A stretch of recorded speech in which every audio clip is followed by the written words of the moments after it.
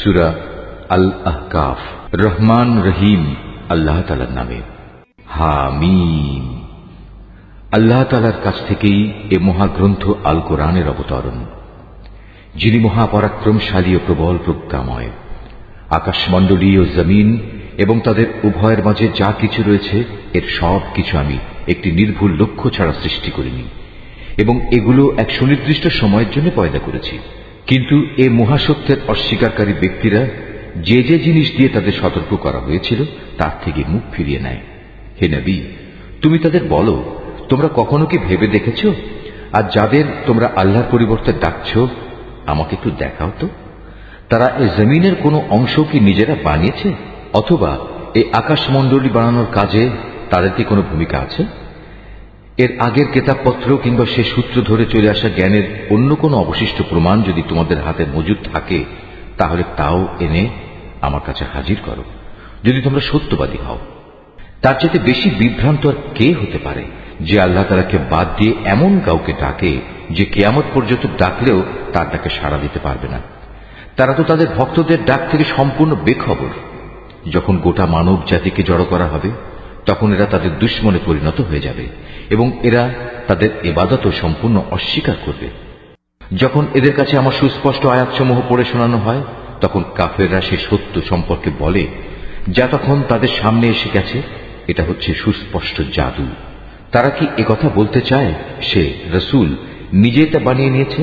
তুমি তাদের বলো, হ্যাঁ সত্যি, যদি এমন কিছু আমি আল্লাহর নামে বানিয়ে পেশ করি, তাহলে আল্লাহর ক্রোধ থেকে আমার বাঁচানোর জন্য তোমরা তো কোনো ক্ষমতাই রাখো না। আল্লাহ তাআলা ভালো করে জানেন তোমরা এ ব্যাপারে কি কি কথা নিজেরা বানিয়ে বানিয়ে বলছো, এবং তোমাদেরও আমার মাঝে কে কথা বানাচ্ছে। এ কথা সাক্ষ্য দেওয়ার জন্য আমারও তোমাদের মাঝে আল্লাহ তাআলাই যথেষ্ট। আল্লাহ তাআলা একান্ত ক্ষমাশীল ও পরম দয়ালু। তুমি বলো, রাসূলদের মাঝে আমি তো নতুন নই, আমি এও জানি না আমার সাথে কি ধরনের আচরণ করা হবে এবং তোমাদের সাথেই বা কি ব্যবহার করা হবে। আমি শুধু সেটুকুরই অনুসরণ করি যেটুকু আমার কাছে ওহী করে পাঠানো হয়, আর আমি তোমাদের জন্য সতর্ককারী বই কিছুই নই। তুমি আরো বলো, তোমরা কি কখনো এই কথা ভেবে দেখেছ, এই মহাগ্রন্থটা যদি আল্লাহর কাছ থেকে নাজিল হয়ে থাকে এবং তোমরা তা অস্বীকার করো, তাহলে এর পরিণাম কি হবে? অথচ এ ধরনের এক ব্যাপারে বনী ইসরায়েলের একজন সাক্ষী সেখানে সাক্ষ্য প্রদান করে তার উপর ঈমান এনেছে। তারপরেও তোমরা অহংকার করলে জেনে রেখো, আল্লাহ তাআলা কখনো সীমা লঙ্ঘনকারীদের সঠিক পথে পরিচালিত করেন না। যারা অস্বীকার করেছে তারা ঈমানদারদের সম্পর্কে বলে, যদি ঈমান আনার মাঝে সত্যিই কোনো কল্যাণ থাকত, তাহলে কতিপয় সাধারণ মানুষ আমাদের আগে এ পথে এগিয়ে আসতো না। যেহেতু এরা নিজেরা পথের কোনো দিশা পায়নি, তাই অচিরেই তারা বলতে শুরু করবে, এ তো হচ্ছে একটি পুরনো মিথ্যা অপবাদ। এর আগে মানুষদের পথপ্রদর্শক ও আল্লাহর রহমত হিসেবে মুসার কেতাব তাদের কাছে মজুদ ছিল, আর এ কেতাব তো পূর্ববর্তী কেতাবের সত্যতা অস্বীকার করে। এটা এসেছে আরবি ভাষায়, যেন তা সীমা লঙ্ঘনকারীদের সাবধান করে দিতে এবং ন্যায় পরায়ণ ব্যক্তিদের সুসংবাদ দিতে পারে। যেসব মানুষ একথা বলে আল্লাহ তাআলাই হচ্ছেন আমাদের একমাত্র মালিক, অতঃপর তারা এর উপর অবিচল হয়ে দাঁড়িয়ে থাকে, তাদের জন্য নিঃসন্দেহে কোনো ভয় শঙ্কা নেই এবং তাদের কখনো উদ্বিগ্নও হতে হবে না। তারাই হবে জান্নাতের অধিকারী, সেখানে তারা চিরদিন থাকবে। এ হচ্ছে তাদের সেই কাজের পুরস্কার যা তারা দুনিয়ায় করে এসেছে। আমি মানুষকে আদেশ দিয়েছি সে যেন নিজের পিতামাতার সাথে ভালো ব্যবহার করে, কেননা তার মা তাকে অত্যন্ত কষ্ট করে পেটে ধারণ করেছে এবং অতি কষ্টে তাকে জন্ম দিয়েছে, এবং এভাবে তার গর্ভধারণকালে ও জন্মের পর তাকে দুধ পান করানোর দীর্ঘ 30টি মাস সময়, অতঃপর সে যৌবনে পরিণত বয়সের দ্বারে এসে হাজির হয় এবং একদিন সে 40 বছরে এসে উপনীত হয়। তখন সে বলে, হে আমার মালিক, এবার তুমি আমাকে সামর্থ্য দাও। তুমি আমার উপর শুরু থেকে যেসব অনুগ্রহ করে এসেছ এবং আমার পিতা মাতার উপর যে অনুগ্রহ তুমি করেছ, আমি যেন এর কৃতজ্ঞতা আদায় করতে পারি। সর্বোপরি আমি যেন এমন সব ভালো কাজ করতে পারি যার ফলে তুমি আমার উপর সন্তুষ্ট হবে। আমার সন্তান সন্ততিদের মাঝেও তুমি সংশোধন এনে দাও। অবশ্যই আমি তোমার দিকে ফিরে আসছি, আমি তো তোমার অনুগত বান্দাদেরই একজন। মূলত এরাই হচ্ছে সে মানুষ যারা দুনিয়ায় যেসব ভালো কাজ করে তা আমি যথাযথভাবে গ্রহণ করি, আর তাদের মন্দ কাজগুলো আমি উপেক্ষা করি। এরাই হবে সেদিন জান্নাতবাসীদের অন্তর্ভুক্ত। এদের কাছে প্রদত্ত আল্লাহর ওয়াদা যা সত্য প্রমাণিত হবে। তবে সে ব্যক্তির কথা আলাদা যে ব্যক্তি নিজ পিতা মাতাকে বলে, তোমাদের ধিক, তোমরা উভয়ে কি আমাকে এই বলে প্রতিশ্রুতি দিচ্ছ যে আমাকে কবর থেকে বের করে আনা হবে, অথচ আমার আগে বহু সম্প্রদায় গত হয়ে গেছে যাদের একজনকেও কবর থেকে বের করে আনা হয়নি। এ কথা শুনে পিতা মাতা উভয়েই আল্লাহর সাহায্য প্রার্থনা করে এবং সন্তানকে বলে, ও হে, তোমার দুর্ভোগ হোক, এখনো সময় আছে, আল্লাহ তাআলার উপর ঈমান আনো, আল্লাহর ওয়াদা অবশ্যই সত্য প্রমাণিত হবে। তারপরেও সে হতভাগা বলে, হ্যাঁ, তোমাদের এসব কথা তো অতীতকালের কিছু উপাখ্যান ছাড়া আর কিছুই নয়। এরাই হচ্ছে সেসব লোক যাদের উপর মানুষ ও জিনদের পূর্ববর্তী দলের মতো আল্লাহর শাস্তির বিধান অবধারিত হয়ে গেছে। এরা সবাই তাদের একই দলে সামিল হয়ে যাবে, আর এরা হচ্ছে ভীষণভাবে ক্ষতিগ্রস্ত। এই উভয় দলের প্রত্যেকের জন্যই তাদের নিজ নিজ কর্ম অনুযায়ী মান ও মর্যাদা রয়েছে। এভাবেই আল্লাহ তাআলা তাদের কাজের যথার্থ বিনিময় দেবেন, আর তাদের উপর কোন রকম অবিচার করা হবে না।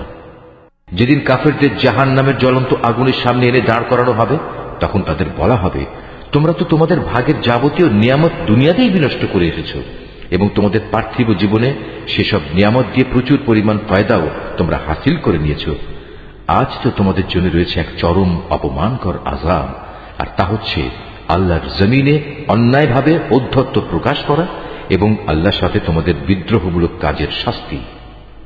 হে নবী, এদের তুমি আদ সম্প্রদায়ের এক ভাই হুদ নবীর কাহিনী শোনাও, যে আহকাফ উপত্যকার নিজ সম্প্রদায়ের লোকদের আল্লাহর আযাবের ভয় দেখাচ্ছিল। তার আগে পরেও আরো বহু সতর্ককারী নবী এসেছিল। তাদের মতো সেও বলেছিল, হে মানুষ, তোমরা এক আল্লাহ তাআলা ছাড়া আর কারো বন্দেগী করো না, আমি তোমাদের উপর একটি ভয়াবহ দিনের আযাবের আশঙ্কা করছি।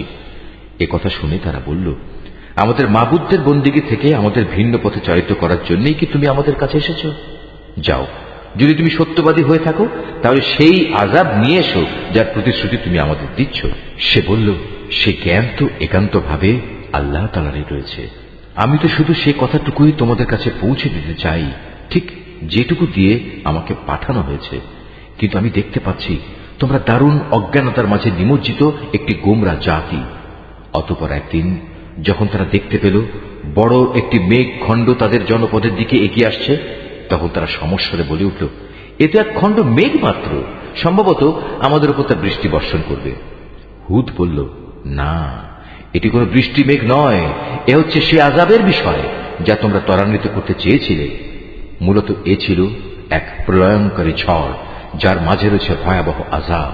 এ ঝড় আল্লাহর নির্দেশে সব কিছুই ধ্বংস করে দেবে।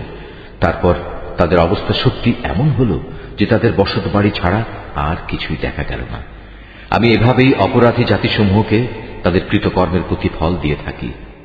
এই জমিনে প্রতিষ্ঠা লাভের জন্য তাদের যা যা আমি দিয়েছিলাম তা অনেক কিছুই তোমাদের দেইনি। শোনার জন্য আমি তাদের কান, দেখার জন্য চোখ ও অনুধাবনের জন্য হৃদয় দিয়ে রেখেছিলাম, কিন্তু তাদের সে কান, চোখ ও হৃদয় তাদের কোনোই কাজে আসেনি, কারণ তারা আল্লাহ তাআলার আয়াতসমূহকে অস্বীকার করতেই থাকলো, যে আযাবের বিষয় নিয়ে তারা হাসি তামাশা করত। একদিন সত্যি সত্যি তা তাদের উপর এসে পড়ল।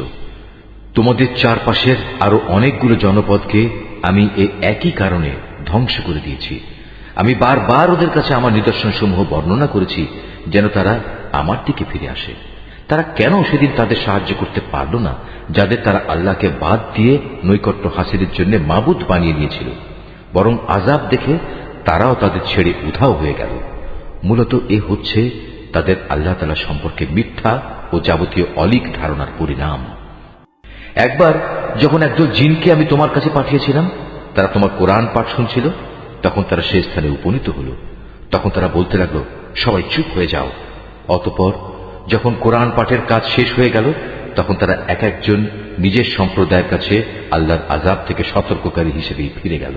তারা বলল, হে আমাদের জাতি, আজ আমরা এমন এক গ্রন্থ ও তার তেলাওয়াত শুনে এসেছি যা মুসার পরে নাজিল করা হয়েছে। এই গ্রন্থ আগের পাঠানো সব গ্রন্থের সত্যতা স্বীকার করে। এই গ্রন্থটি সবাইকে সত্য ও সঠিক পথের দিকে পরিচালিত করে। হে আমাদের জাতি, তোমরা সবাই মিলে আল্লাহর পথে আহ্বানকারীর এ ডাকে সাড়া দাও এবং তার রসুলের উপর ঈমান আনো। তাহলে আল্লাহ তাআলা তোমাদের যাবতীয় গুনাহ খাতা ক্ষমা করে দেবেন এবং তোমাদের কঠিন আযাব থেকে মুক্তি দেবেন। আর তোমাদের মাঝে যদি কেউ আল্লাহর পথের এই আহ্বানকারীর ডাকে সাড়া না দেয়, তবে তার জানা উচিত এই জমিনে আল্লাহকে ব্যর্থ করে দেওয়ার কোন রকম ক্ষমতাই সে রাখে না, বরং এই আচরণের জন্য সে আল্লাহর কাছে তার কোনই সাহায্যকারী পাবে না।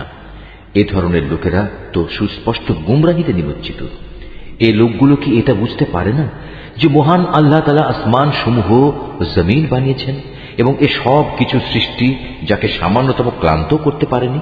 তিনি কি একবার মরে গেলে মানুষকে পুনরায় জীবন দান করতে সম্পূর্ণ সক্ষম নন? হ্যাঁ, অবশ্যই তিনি সব কিছুর উপর ক্ষমতাবান। সেসব কাফেরদের যখন জ্বলন্ত আগুনের সামনে দাঁড় করানো হবে, তখন তাদের বলা হবে, আমার এই প্রতিশ্রুতি কি সত্য ছিল? তারা বলবে, হ্যাঁ, আমাদের মালিকের শপথ, এটা অবশ্যই সত্য। অতঃপর তাদের বলা হবে, এবার তোমরা শাস্তি উপভোগ করো, এবং এ হচ্ছে সে আযাব যা তোমরা অস্বীকার করতে। হে নবী, তুমি ধৈর্য ধারণ করো, ঠিক যেমন করে ধৈর্য ধারণ করেছিল আমার দৃঢ় প্রতিষ্ঠিত সাহসী নবীরা। এই নির্বোধ ব্যক্তিদের ব্যাপারে তুমি কখনো তাড়াহুড়ো করো না। যেদিন সত্যিই তারা সেই আযাব নিজেদের সামনে দেখতে পাবে যার ওয়াদা তাদের কাছে করা হয়েছিল, তখন তাদের অবস্থা হবে এমন যেন দুনিয়ায় তারা দিনের সামান্য একটি মুহূর্ত সময় অতিবাহিত করে এসেছে। মূলত এটি একটি ঘোষণা মাত্র। এই ঘোষণা যারা প্রত্যাখ্যান করেছে তাদের ছাড়া আর কাউকে সেদিন ধ্বংস করা হবে না।